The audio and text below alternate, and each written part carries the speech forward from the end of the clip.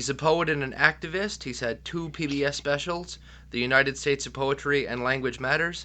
He founded the Bowery Poetry Club. He's been all of these to varying degrees: author, editor, publisher, MC, film and TV producer, professor, and more than that. Here he is, the electric, the eclectic Bob Holman. How are we doing, Bob?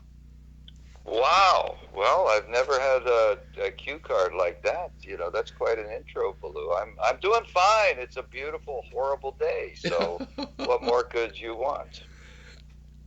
Nothing, I suppose. Nothing I've ever heard the two put together like that.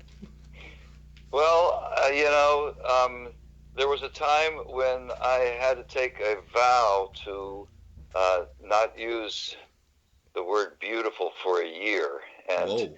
every time I say it now, I have to put money in a jar. It's one of those words that poets own so that it's part of the air. But to use it again, you got to have a real special circumstance, and to use it um, just a couple of days before the inauguration of such an anti-poetic uh, it makes it a beautiful, horrible day. Beautiful to talk to you and to be able to have listeners in a podcast. I'm thrilled to do that. Thank you. I'm wonderful to I'm have you on the show. electric. So I wanted to ask you. I was doing research, doing my homework to have you on the show, and I read that you're born in Kentucky and raised in Ohio. How do you end up in the same circles as somebody like Papa Suso? That you seem like you're from two completely different worlds. Yeah, well, that's exactly why we're in the same world. I got to New York, I guess is the answer, and so did Papa, and that's our connector. Even though we met in Eritrea, the country in the Horn of Africa in the year 2000, Papa is a griot. He's the keeper of the oral tradition in West Africa, one of the group of poets who know the epics of the epic poems. Say they're the Homer of their culture. Only in the culture of the Mandinka people, the poets are paid. No, the poets are yes, they are, and they are also part of the the ongoingness of everybody, as opposed to the way the poets in U.S. culture seem more like a carbuncle or a pimple on God's ass or something, rather than an integral part of the society. So when I was investigating the roots of hip hop, it was natural that I would come across Papa Suso, and since he is a, in the oral tradition, the consciousness that that was the first uh, consciousness of humanity, and where poems were first created. There's no way to study that without living it. So Papa and I became uh, mentor and students, became friends, and we now collaborate a lot. And that's we I'll see him on Saturday at the Endangered Language Poetry Workshop that we're having at the Bowery Poetry Club. It's an ongoing collaboration and friendship. That sounds wonderful. It also sounds like you've been all over the place. Well, I've been to Africa, That's cool. several times, and I've done a lot of traveling, both when I was at the New Eurekan Poets Cafe, and we had a touring gang of poets who came out of that. That was that moment when the spotlight came onto the poets of the spoken word movement back in the early 90s, and both slam and hip hop and elements of performance and performance poetry, all that coordinated in adding a whole new genre of poetry to what previously had been thought of as pretty much a written form by that time in the late 20th century. If if you have been all over the world to Africa, that's cool. I went to Denmark that one time, but that's it. I love Denmark. I've performed there in the at the I can't remember the name of the big Roskilde, Really? the big rock and roll festival there has poetry. All of this happened in the 90s when and still happens around the world. The Poetry Slam is the most active grassroots arts movement in the world, in my opinion. And of course, hip hop is ain't nothing but a form of poetry. Of course, hip hop is bigger than poetry, and to understand that, you gotta be a poet. To understand how hip hop can both be larger than poetry and be a type of poetry. That's the world we live in these days. I agree. I have friends who I've told people in the past. I think hip hop and rap and poetry are all kind of arms on the same body. And I've had people look Yeah, at me and go, "You're crazy. That's not even remotely possible." I go, good. I Well, just that's the kind of argument you like to have. right. You They're know. fun. Yeah. Yeah, exactly. If you've been all over the place in pursuit of language and the roots of hip hop, would you be willing to tell us about your Language Matters special? Sure. Which for the next year or so, it's going to be streaming on PBS.org. So you just Google Language Matters or Bob Holman or PBS and all three of them, and you can watch this hour and 49-minute documentary that investigates what you lose when you lose a language and what people are doing to keep their languages going under the onslaught of insistent homogenizing globalization.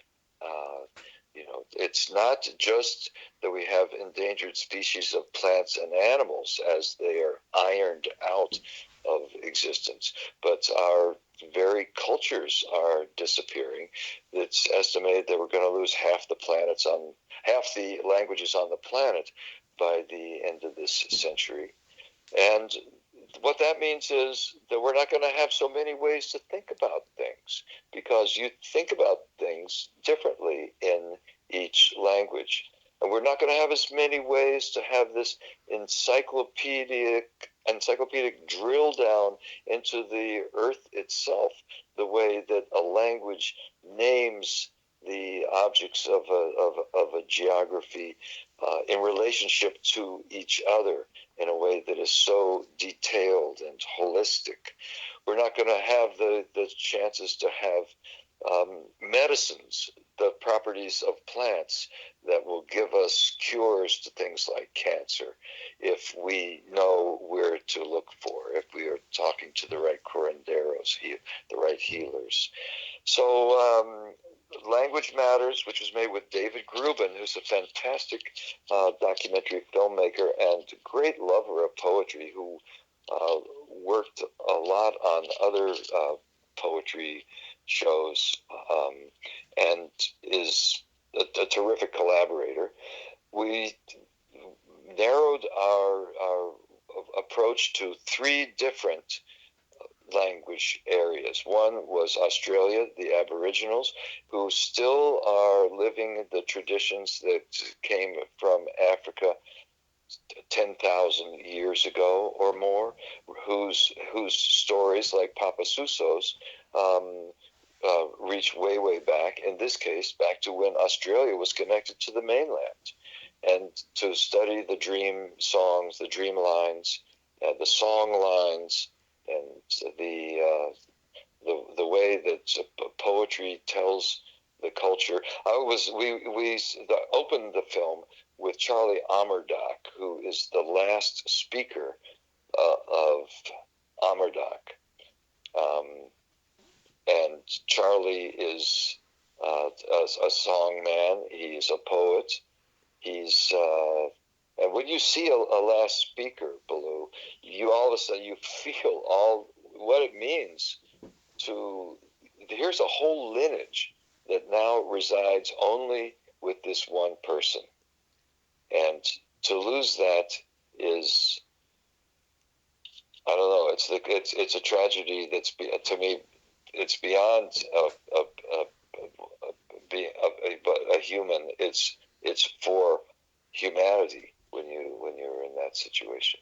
That sounds incredibly heavy. I've seen the first piece of Language Matters. Mm-hmm. I had to stop because my other half wants to watch it with me.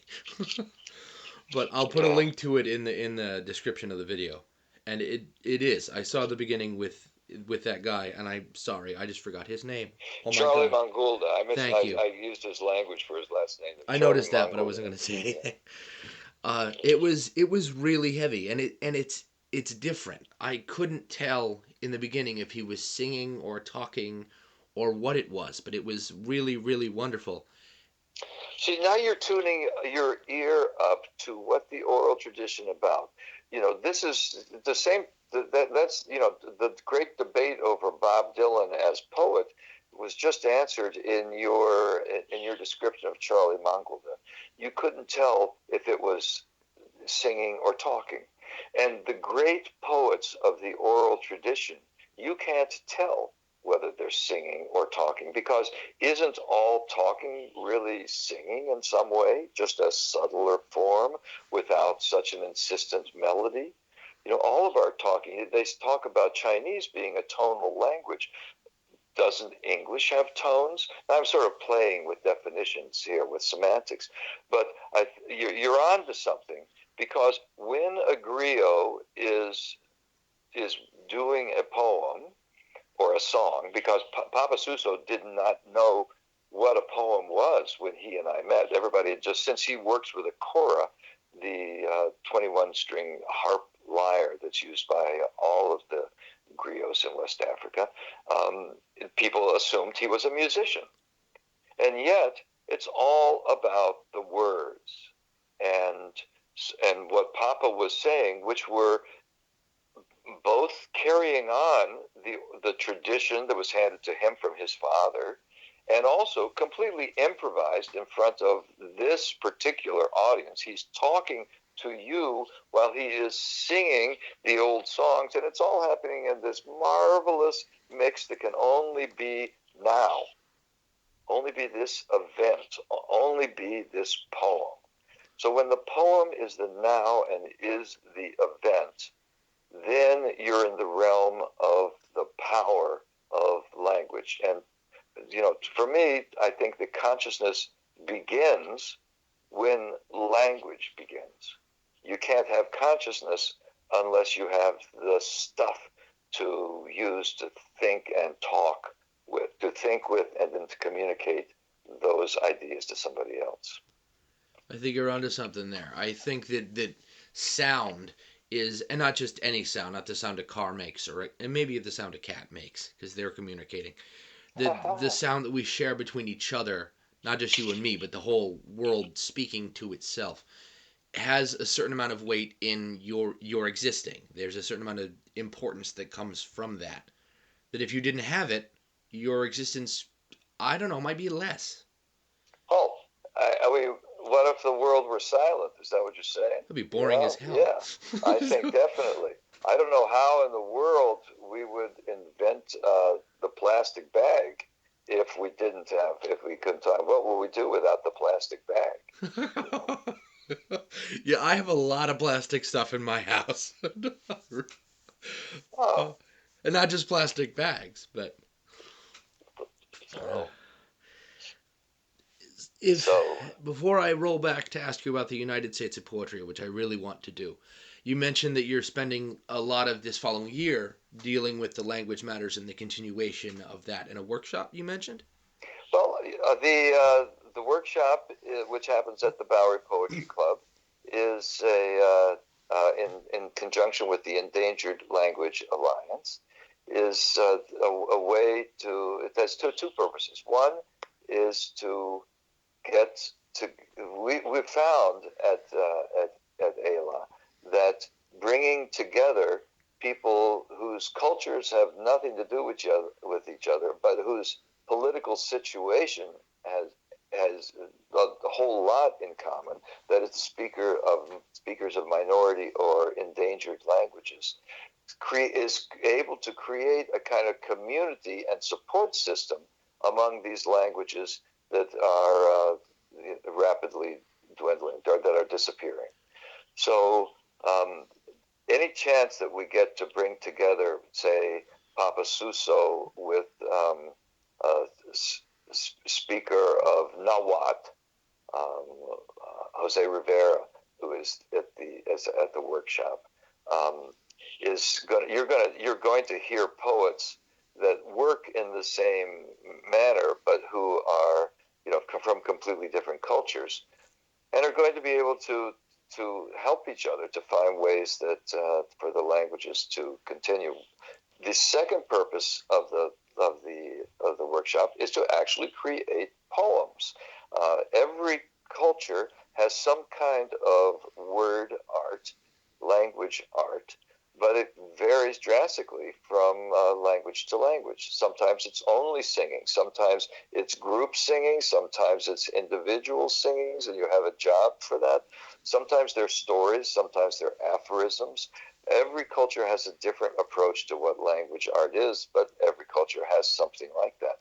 So we find out what that is, term of poetry, write something, which often is, again, another step, because a lot of these languages only exist orally. So to try to put your story, your poem, into words on paper is often the first time that this has ever occurred in different cultures. So, and resulting from these poems, which we then translate into English, working, this is the work that I really love, working with the speaker to see how that language works in English, the bully language. We're going to create an anthology of ways of looking at New York through the lenses of these minority languages, ways of looking at New York that have never been seen before, something familiar, something that's in your dailiness, a walk through the city in, say, Macao, a language from Papua New Guinea. What does it look like? What does it sound like? So that's what the workshop is going to be. The work of Language Matters continues. Last year I had Ford Foundation money that took me to Alaska and Hawaii. Wow. to screen the film and work with the language revitalization communities in our last two states, both of which have official languages other than English. We know about Hawaiian, which became an official language in 1978 or 9, I can't remember. And in Alaska, in 2014, it was voted to add to the one official language they voted for, English, the 20 indigenous languages that are recognized in Alaska. So Alaska has 21 official languages. Wow. I should have put translator and linguist on that cue card. Sorry about that. Well, I do work with, I do like to translate. That's true. I worked with the Chinese poet Zhang Er to do a book called Carved Water that Tin Fish published a few years ago. But working with these endangered languages to have the poems translated to English was one of the great aspects of the job. Linguist, I wish, I'm proud to be working with linguists, because so far as I can tell, they're the only people who love language as much as poets do. Poets have been using language for thousands of years rent-free, and now it's payback time. And the people who really know what makes up a language are the linguists. So at the Endangered Language Alliance, I work with Dan Kaufman and Ross Perlin and Patricio Ferrari. I guess Patricio's a poet, isn't he? He's not really. But those other guys are real linguists with real degrees who really teach it, and they sure do teach me too. Poets can learn a lot from linguists. You translate a lot from the sound of it. Do you speak more than one language? I should say comprehend, because many people understand more than they can write. So. Well, that's for sure. And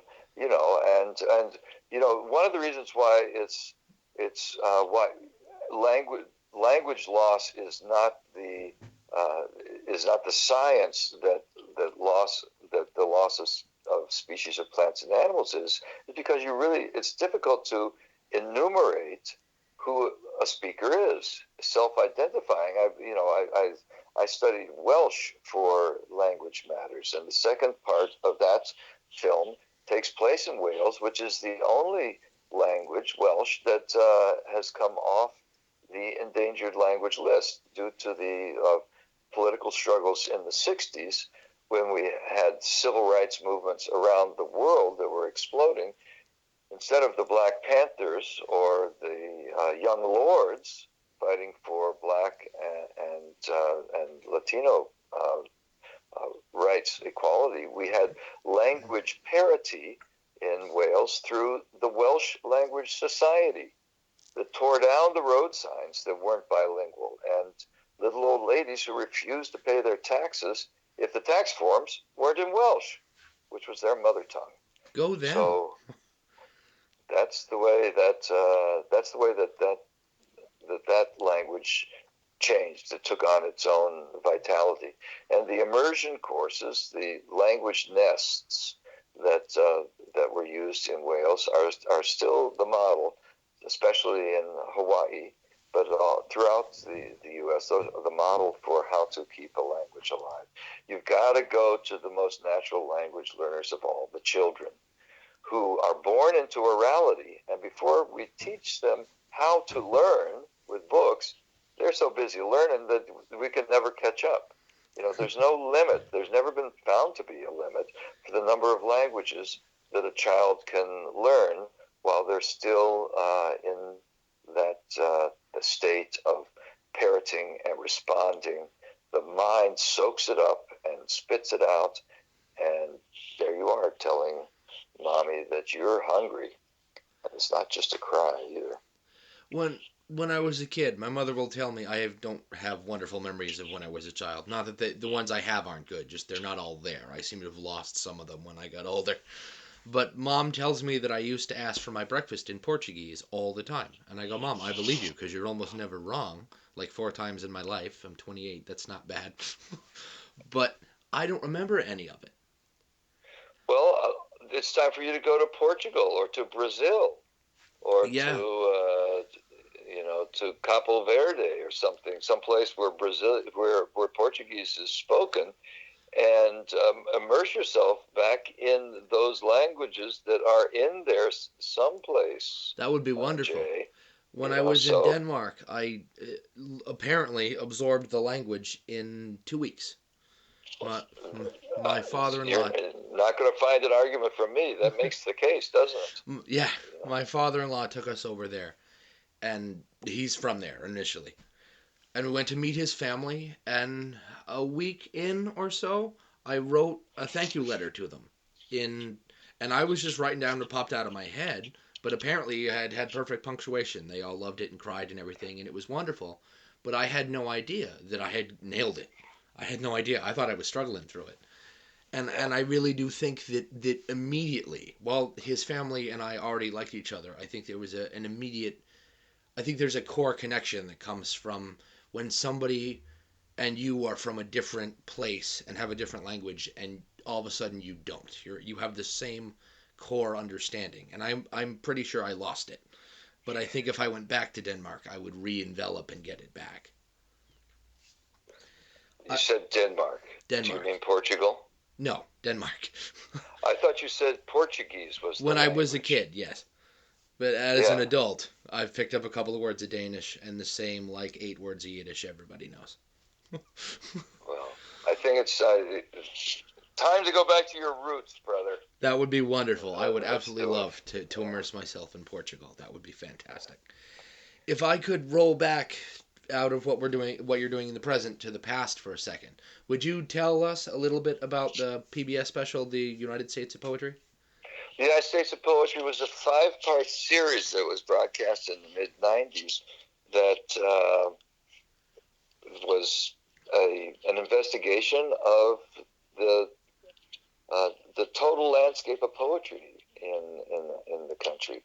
From we took the crew out for 2 months on in a Dolly Parton tour bus and a couple of other vehicles, and we made poetry films. Mark Pellington was the director, and Josh Blum was the producer along with me. We crisscrossed the country twice and shot 90 different poets. Result in 60 of them made it onto the TV show, which, as I say, was 5 half hours. And I think it still stands as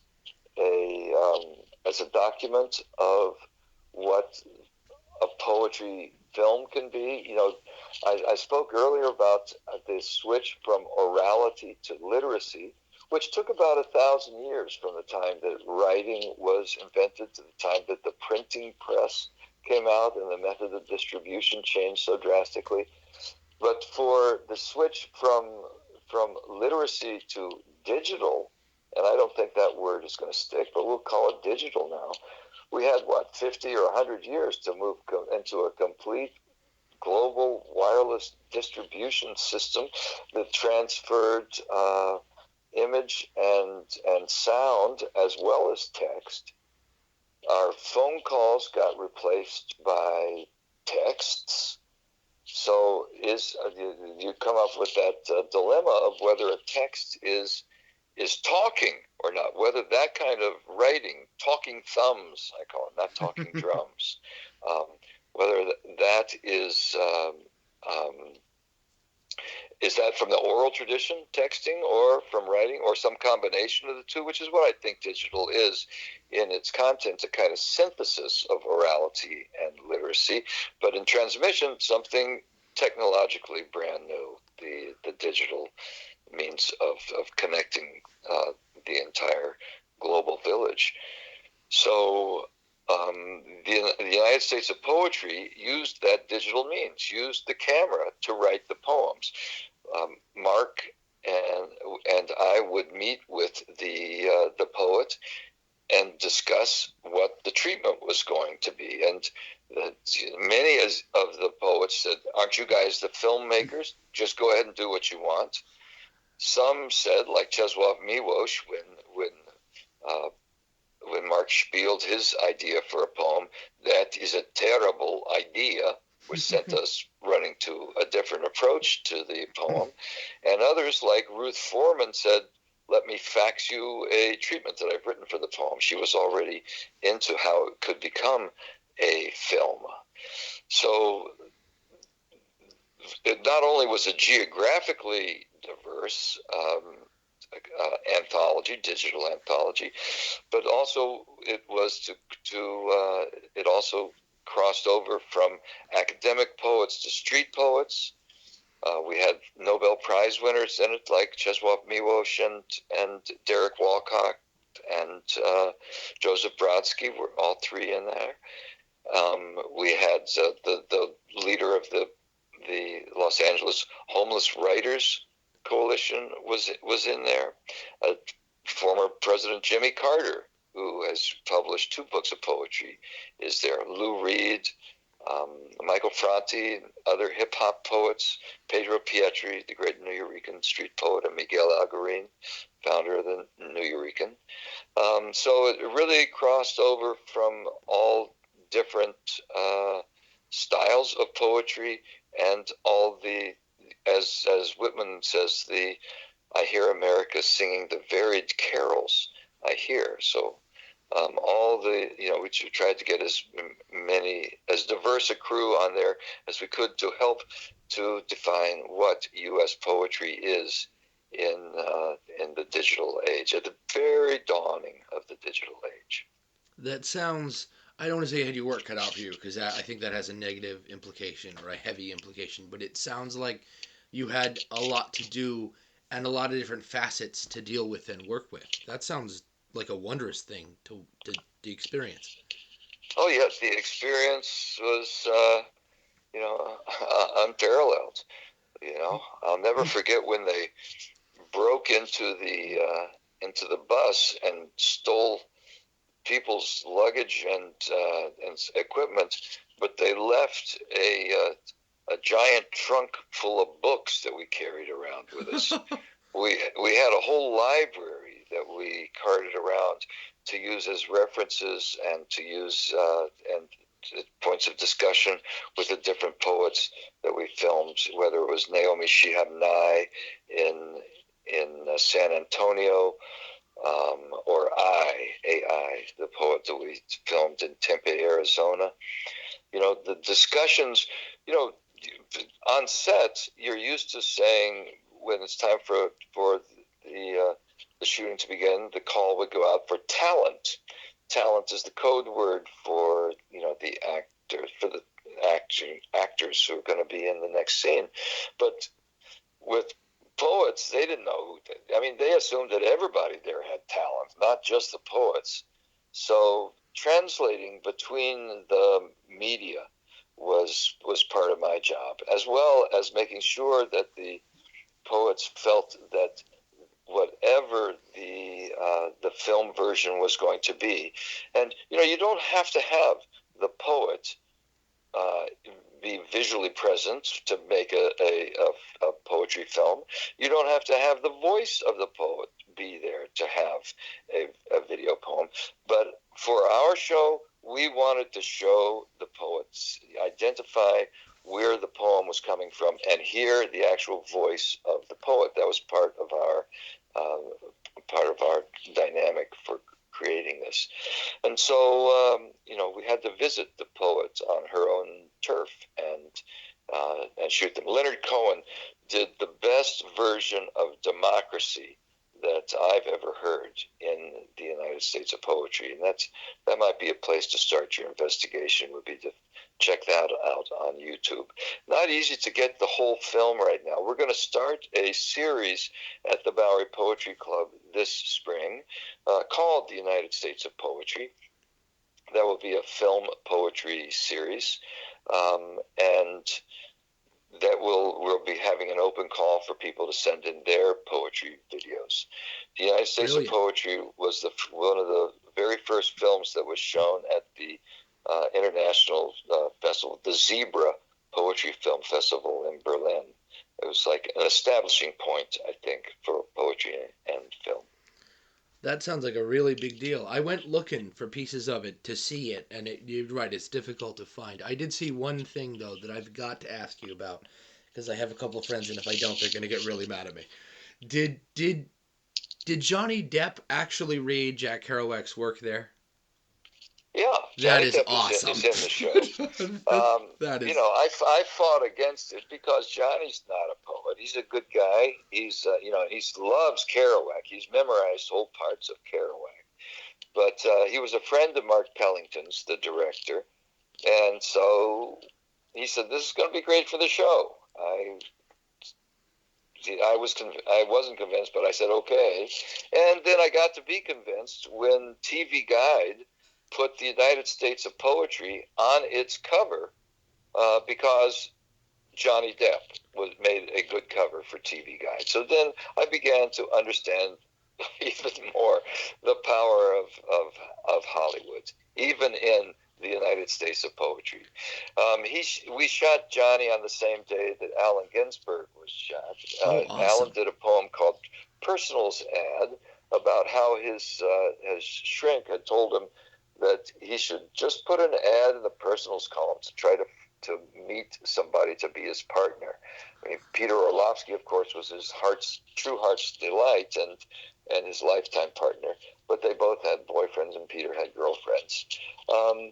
So Allen, being Allen, in composing a personals ad for a lover / boyfriend, came up with a poem.